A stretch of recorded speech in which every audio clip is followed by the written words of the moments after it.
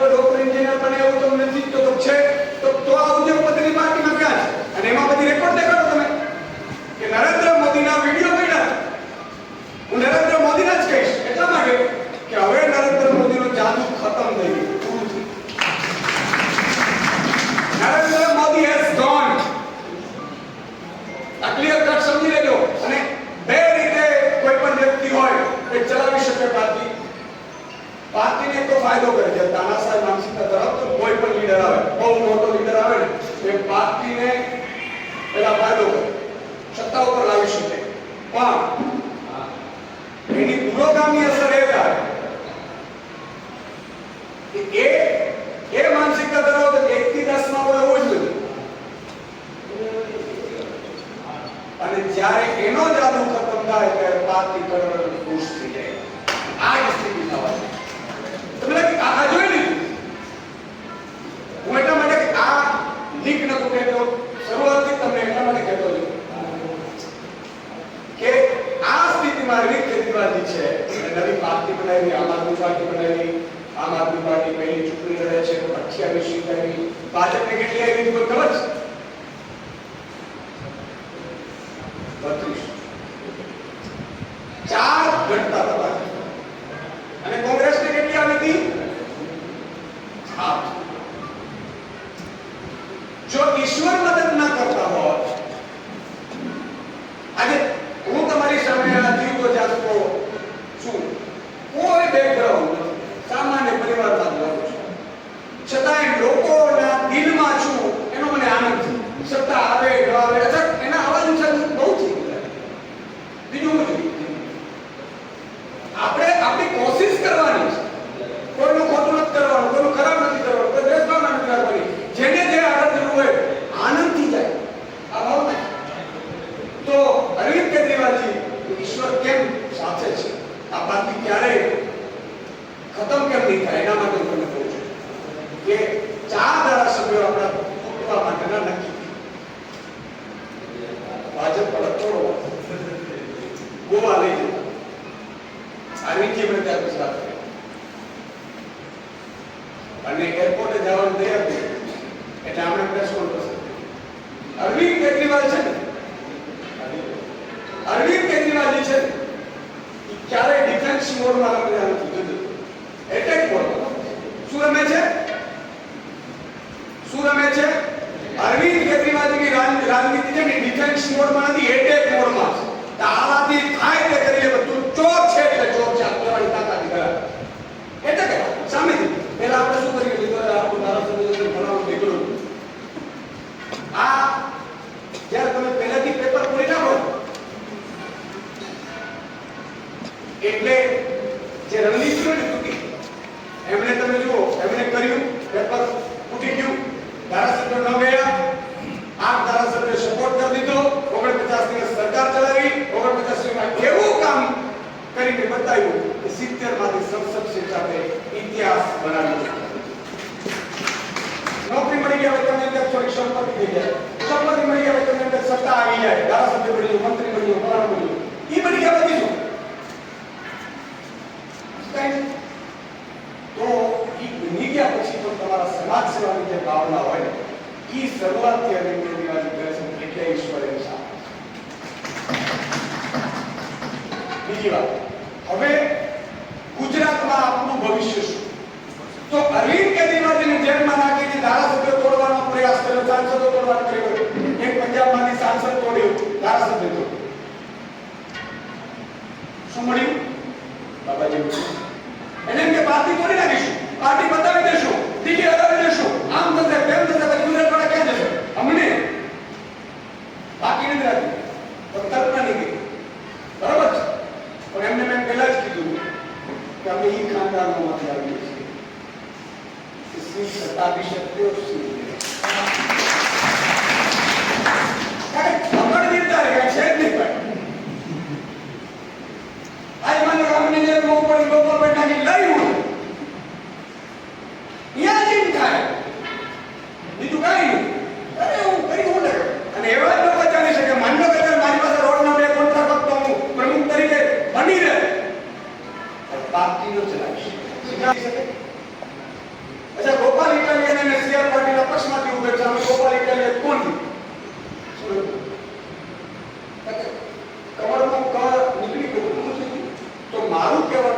ભાજપનું અસ્તિત્વ છે.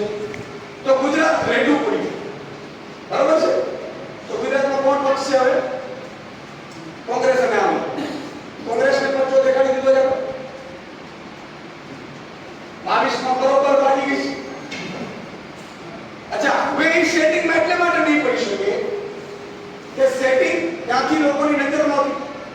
અહીંયાના લોકો નક્કી કરતા હતા. આજે પણ મારે મોટા નિર્ણયો લેવા હોય તો મારે પણ અરવિંદજીની સ્પષ્ટ સૂચના છે કે વિધાઉટ માય કન્સર્ન, સાહેબ કન્સર્નમાં તો હોવું જોઈએ. એ મને ગમે. અહીંયા શું હતું કોંગ્રેસમાં કે 5 નક્કી કરી દીધા. એટલે જો હવે કોંગ્રેસમાં પણ ખુદ રાહુલ ગાંધી ધ્યાન દે છે. હવે બે જ પાર્ટીનું ભવિષ્ય છે ગુજરાતમાં, કોંગ્રેસ અને આમ. બે વસ્તુ સિવાય આગળ વધવાનું નથી. ભાજપનું અસ્તિત્વ નથી, ભાજપ ખતમ થવા આવ્યું છે, અસરવાળા તેમને નથી. તમે વિચાર કરો, 2 સાંસદના ઉમેદવારો બદલવા પડ્યા હોય, 30 વર્ષની સત્તા ઉપર છે. આ બધી વસ્તુઓ ડર દેખાય.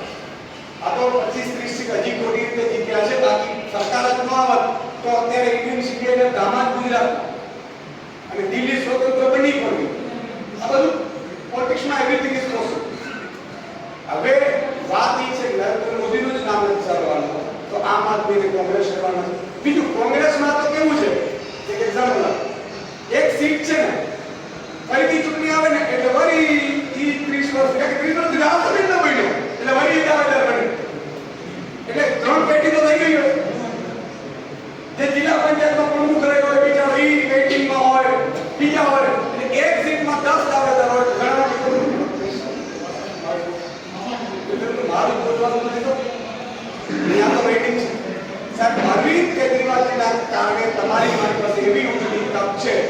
તમે મને એમ કહો, અત્યારે તલાટીની પરીક્ષા નીકળે તો 20 લાખ નંબર ભરાય ન ભરાય? અચ્છા, કોન્સ્ટેબલની પરીક્ષા નીકળે તો 12 લાખ ફોર્મ ભરાય? કરવાની તૈયારી હતી. આજે માનો ગોપાલભાઈ બેઠા છે, એ હેડ કોન્સ્ટેબલ બન્યા હોય તો હેડ કોન્સ્ટેબલ ભરાવાની તો સીધી જ દંડા પચાડવાનો. હાલો ભાઈ, બસમાં કરો ભાજપ સભાનો આ ધંધો કરવાનો. જે માણસ હિંમત કરી શકે છે, જે લડી શકે છે, એ જ રસ્તો બનાવે છે. ચેતરવાળાને જેલમાં નાખવાનું કર્યું, અમે ગયા, આ બધા નક્કી કર્યું કરવાનું શું, એટલે અમે બધા એવું પ્લાન કર્યું કે આમાં છોડાવવાથી કે ડરવાથી નહીં, જેટલો જેલમાં રહેશે 2 લાખ પત્રિકાઓ છપાવી આનો માહોલ બને. આ સ્થિતિઓ છે આપણે કરવાની. તો એક વાત તો એ માલિકને કહી શકે, એ આને કહી શકે, અરે અમે એ પ્રક્રિયા છીએ કે અન્નાની જેમ બેસી રહીએ એવા નથી. અમે અરવિંદ કેજરીવાલજી જેમ મેદાનમાં ઉતરી પરિણામ લાવીએ. અરે સ્ટોપ કરી. આ માણસ કેવો કહેવાય એને હું કે ભાઈ માલિકને કહી દેશું ને આમ અરે ભાઈ તમને ખબર નથી આ લખમાટીના પગલા છે. અમારા ઘરમાં કોઈ સરપંચ નથી, તલાટી નથી. અને બીજી વાત, અમારા ઘરમાં કંઈક મર્ડર થાય તો એફઆઈઆર નથી લખાવતા. બરાબર છે? તો કહેવાનો મતલબ એ છે આપણે હિંસાના રસ્તે જતા નથી, પણ આપણે એ લોકોને ખબર પડી ગઈ. અને તમે વિચાર કરો, આપણે યુદ્ધ કોની સામે છે? ડાયરેક્ટ બરોબર. અહીંયા સરકાર બદલી ગઈ, 1.5 મહિનાની આપણી પદયાત્રા આપણી જનસંઘના યાત્રા, બરોબર છે? જનસંઘના યાત્રામાં 5.5 લાખ લોકો નિષ્ફળ મળ્યા તો 1.5 વર્ષ, 1.5 મહિના પછી નિષ્ફળ નંબર બંધ કરાવી. 2,86,000 લોકો ઓફિશિયલી નોટ કરેલા છે, આપણે કોડિંગ કરાવી. 2 કલાકથી માંડી એને ફૂલ ટાઈમ આપવા તૈયાર છે. અને અહીંયાથી આપણે ચાલુ કર્યું વિશાળમાં પેલા ભાઈને આપણે જોયું ગોપાલભાઈ નાડિયા પોલીસ. અચ્છા, એમને જોયું, એમને કોઈ તાલુકા પંચાયતની કામ કરવું, બરોબર છે? આ એટલા માટે કહું અરવિંદ કેજરીવાલજીને છોડીને દેખાય કેમ દુઃખી થાય એ પણ તમને કહ્યું. એટલે કદાચ તો ઘરમાં આવી જાય ને બિચારા 400 પાનના નારામાં ઘણા બધાને પૂછવાની એક અમારી કહેવાનો હોય કારણ કે ભવિષ્યના છે જ નહીં. અત્યારે હમણાં થોડા દિવસ પહેલા એક સર્કિટ હાઉસમાં બેઠો હતો તો ભાજપના ધારાસભ્ય ખબર પડી વિશ્વનાથભાઈ છે ધન્યવાદ વિશ્વનાથભાઈ ચા પીએ લાવો બેટા મેં કેવું ચાલે કે બીજું બધું તો ઠીક છે, તમારું મંદિર તો નવા મંદિરના છે તો ઠીક છે, મંદિર પર તો હવે અમારું ભવિષ્ય શું? કેમ મોદી સાહેબ નહીં તો અમે શું કરીશું? અંદરની વાત, અંદરની વાત. એનો અર્થ એ થયો કે તમારી પાસે અપાર શક્તિઓ આવવાની છે અને ચૂંટણી લડો, કોર્પોરેશનમાં તૈયાર કરો, બહેનો તૈયાર થાઓ, તાલુકા પંચાયત કરો, જિલ્લા પંચાયત કરો, જે લડશે નહીં જીતશે અને નહીં તો શિક્ષા. બરાબર કે નહીં? એટલે આ વાત મેં એટલા માટે તમને સમજાવ્યું ભાજપનું ભવિષ્ય શું છે, કોંગ્રેસ સમાજનું ભવિષ્ય શું છે, તમારે શું કરવાનું છે. ઘણા લોકો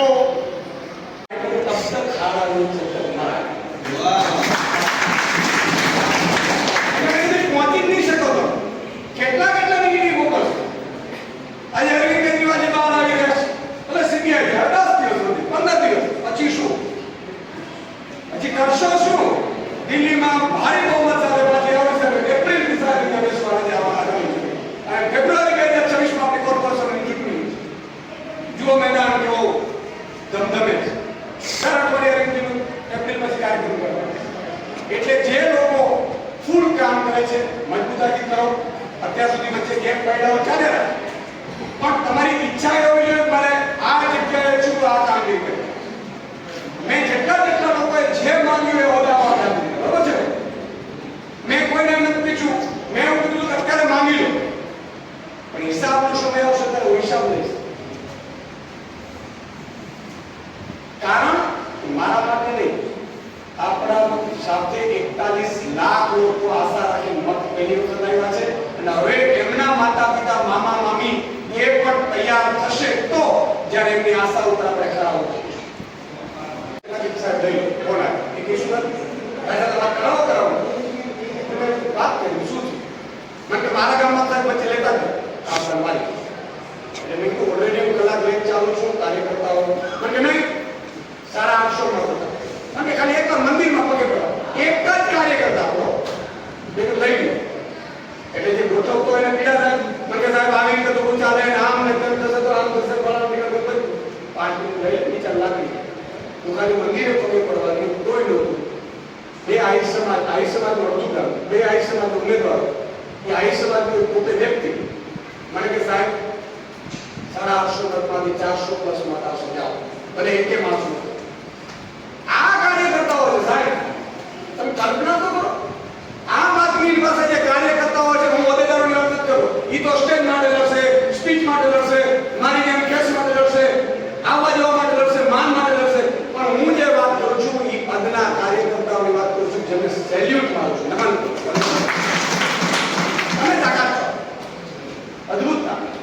કારણ કે તમારી પાસે આપવાનું જ છે, કઈ લેવાનું છે.